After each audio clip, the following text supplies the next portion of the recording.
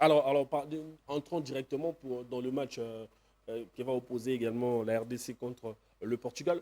Nous avons vu le Portugal battre également l'équipe du Nigeria 2-1.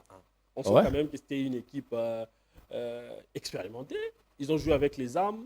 Ils ont quand même 2, 3, 4 joueurs qui sont, je dirais, absents. Il y a également Raphaël Leao qui s'est battu, je crois. Il s'est battu lors du dernier match qui a été sanctionné avant le dernier match contre la Chili. Il y a également Nuno Mendes qui était sorti sur blessure. Vous voyez également la RDC résister cette équipe. Écoutez, la plus belle femme du monde ne peut que donner ce qu'elle a. La RDC a son effectif, a ses armes. Nous devons brandir nos armes. Nous ne devons pas les cacher. Le Portugal est une grande nation du football. Nous sommes une bonne nation du football. Allons nous battre parce qu'on commence tous avec 0 but partout au compteur. N'allons pas déjà vaincus. Non, non, non, allons nous battre. C'est à l'issue de la rencontre qu'on va faire le bilan. Mais ce que moi je demanderais aux sélectionneurs ou aux joueurs, ils doivent se battre. Les 2 matchs amicaux, on a eu comme l'impression que nos athlètes, Bazo, il lève un peu le pied pour ne pas se blesser, pour ne pas... J'ai comme l'impression qu'il n'y a pas d'engagement. Mais ça nous laisse dubitatif. Parce qu'il n'y a que les matchs qui préparent la compétition. Ce n'est pas l'entraînement, c'est les matchs qui préparent la compétition. Aujourd'hui, par exemple, on a joué des matchs, Piquet a eu, je ne sais pas, une dizaine de minutes. Mais moi, j'ai apprécié son apport. L'impact qu'il a apporté au milieu de terrain. J'aurais été coach, je le mettrais titulaire.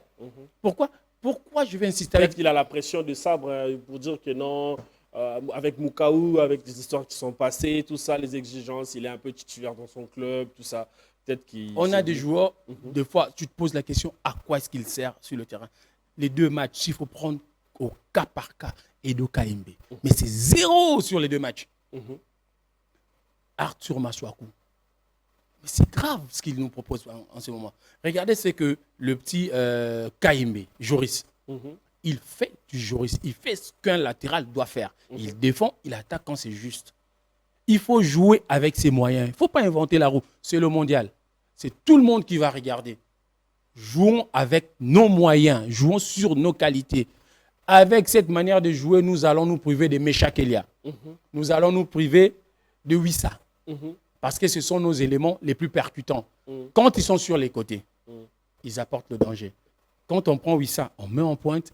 Et sur les côtés, nous mettons un Kaimbe, on met un Théo Bongonda qui n'a pas de chance. J'allais arriver là. Les cas de joueurs qui n'ont pas assez de temps de jeu en club, est-ce que cet facteur-là pourrait jouer négativement au profit de l'équipe? Bien sûr, ça va jouer négativement contre nous. Parce qu'on peut tenir pendant un temps, mais lorsque il faut partir sur la recharge, la réserve, ce qu'on dit dans le football, le coffre, mais tu n'en as pas puisque tu n'es pas en compétition. Ils vont craquer. Les nombres de changements sont limités. Ce n'est pas un match amical où on va changer autant de joueurs. Non, c'est limité. On va se retrouver comme en Algérie, comme au Maroc contre l'Algérie. Les joueurs sont lessivés. Tu en as au moins 3, mais il te reste un seul changement. Et ça, c'est des leçons que le coach devra tirer. Théo Bongonda, j'ai rien contre lui, mais franchement, 0. Mboukou, j'ai rien contre lui. Beaucoup devraient jouer le tournoi de Toulon avec Guy Boukassa. Ça, c'est son réel niveau. Il faut être réaliste. C'est son réel niveau. Parce qu'il y en a qui jouent là-bas. Quand tu regardes Oscar Kabouit, c'est qu'il est en train de produire. Là-bas, ce n'est pas son niveau. C'est plus que Mboukou. C'est plus que Mboukou. Quand tu regardes le petit Aoka, qui est le capitaine de U23, là, c'est plus son niveau. C'est quelqu'un qui doit prétendre déjà une place chez l'équipe nationale, chez les A. Pas titulaire, mais qui doit arriver. Mais on parle de complaisance à l'équipe nationale. On parle également des relations avec... Bien sûr, c'est déjà un club d'amis. Écoute, on est au Congo, personne ne l'ignore, c'est un club d'amis. Nous allons au mondial avec un même groupe, c'est-à-dire les titulaires et les remplaçants. Et les non utilisés. C'est ceux-là qui vont au mondial. C'est un groupe d'amis. Et ça, c'est ce qui nous fait mal, nous, Congolais. Le cas de Fiston Kalala Maele, selon vous actuellement, est-ce que le gars mérite une place de choix dans l'équipe des Dessabres ou soit rester toujours dans l'ombre de Cédric Bakambu? Le tout dépend de comment vous voulez jouer. Vous voulez jouer avec une seule pointe. Il faut regarder les qualités et capacités. Qui a la capacité de garder un ballon, de faire monter le bloc équipe sur les 3 avants que nous avons? Personne. Personne. Le seul avec cette qualité et cette capacité n'est pas sélectionné. Afimiko Pouloulou, qui peut jouer dos au but, qui peut prendre la profondeur, qui garde le ballon, qui est assez bien techniquement. OK? Fiston Maélé, c'est vraiment un neuf. C'est quelqu'un qui veut le ballon dans la surface, il vous met des buts. Mais quand vous jouez avec une seule pointe, il faut quelqu'un avec cette capacité de garder le ballon pour faire monter le bloc équipe et jouer. Vous mettez quelqu'un, dès qu'il a le ballon, on monte sur lui, on récupère, l'équipe va souffrir.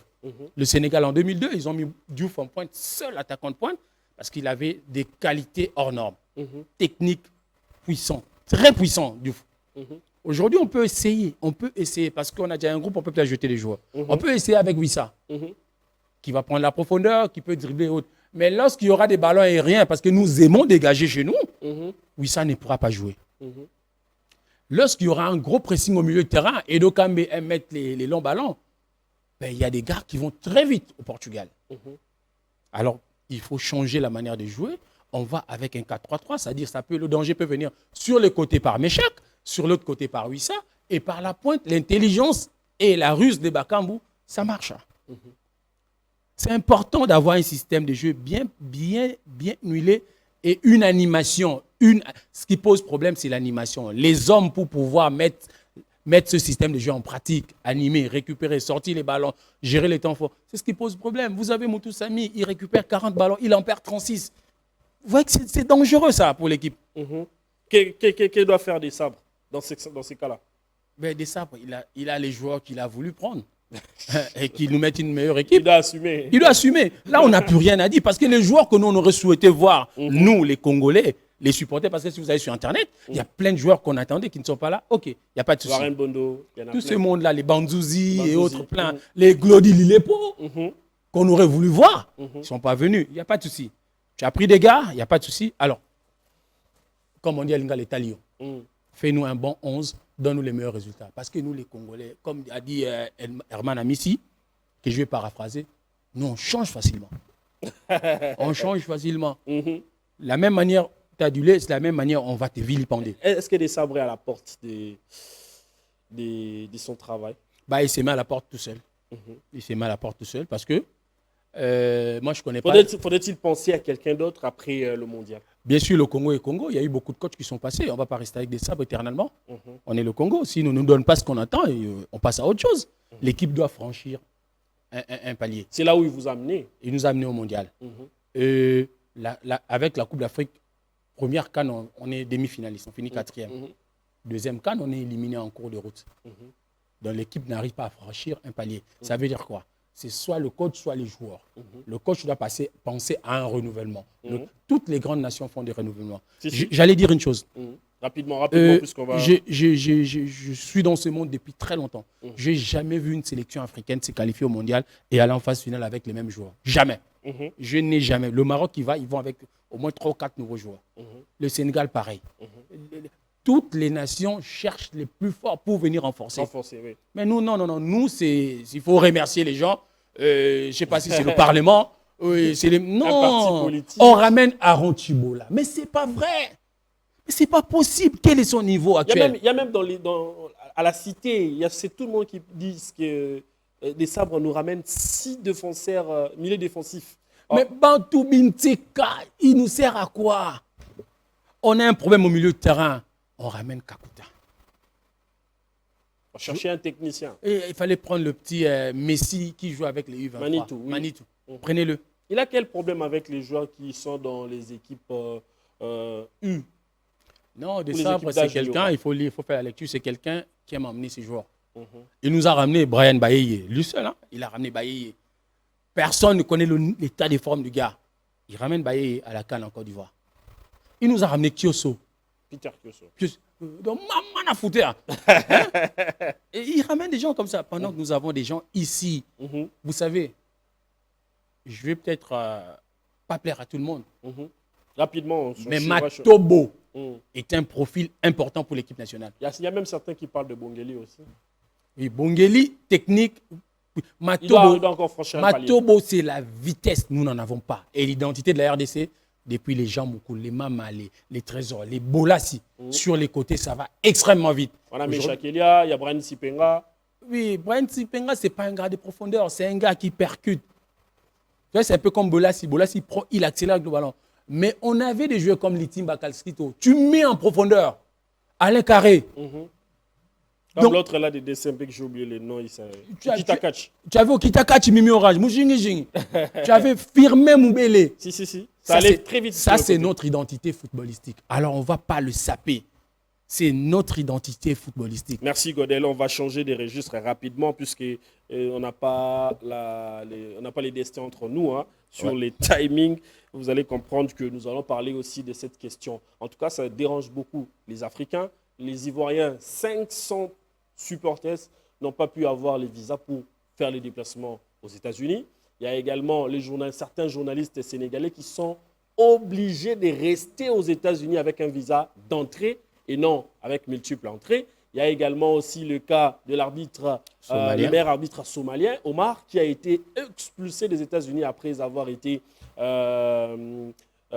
interrogé pendant 11 heures du temps. Il y a également plusieurs cas comme ça qu'on évoque sur l'administration Donald Trump, sur l'accueil des étrangers. C'est vrai que la RDC, nous, on n'est pas dans ça. Pour l'instant. Bien que les Ebola, la question de Ebola nous a bloqué la porte de faire les déplacements. Mais parlons également de ces traitements. Vous pensez vraiment que la FIFA devrait normalement se laisser faire comme ça par les États-Unis ou bien il allait hausser les tons? Parce que j'apprends qu'à l'époque, il y a eu le mondial qui s'est disputé dans un pays.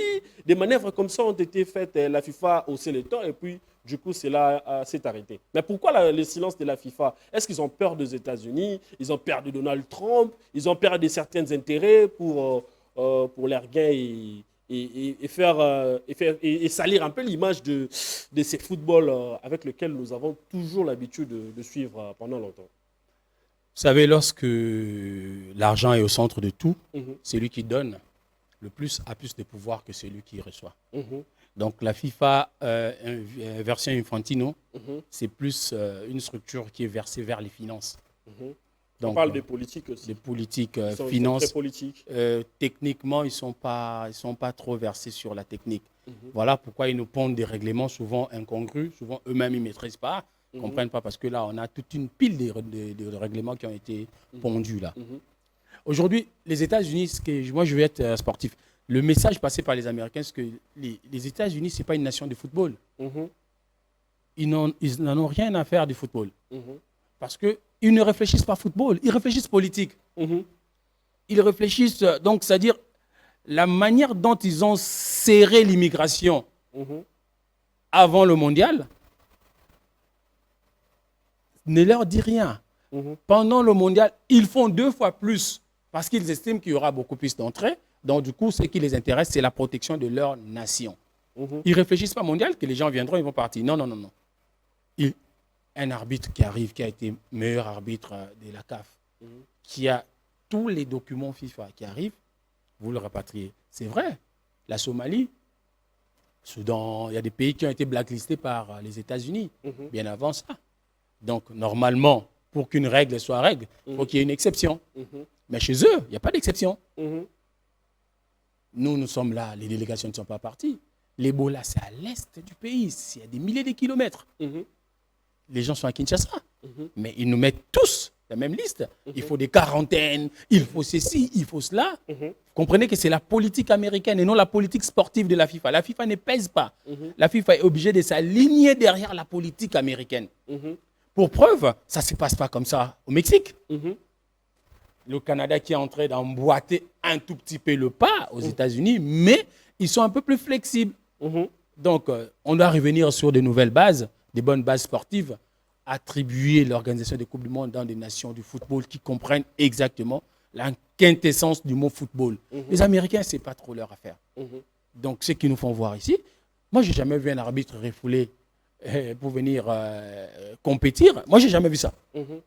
Aujourd'hui, les Américains nous démontrent.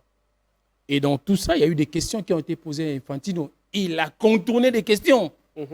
Pourquoi? Parce qu'il sait que c'est une affaire de finances. Il y a des politiques qui sont derrière, donc il faut respecter ce que les Américains décident. Voilà, merci beaucoup Godel Lula. Je voulais également écarter la RDC, mais malheureusement, nous sommes impliqués dans cette question. Il y a aujourd'hui les Canada, les États-Unis et même cette nation qui a entamé également cette compétition, le Mexique, qui nous ont également fermé la porte pour la Coupe du Monde, avec nos délégations qui devraient normalement faire les déplacements. Ce sont également des mentir aux gens. Il faut dire la vérité, que la délégation congolaise ne sera pas aux États-Unis, ne sera pas au Mexique. La délégation ne sera pas également non plus au Canada. Donc il faut dire la vérité. Hein, il faut dire la vérité.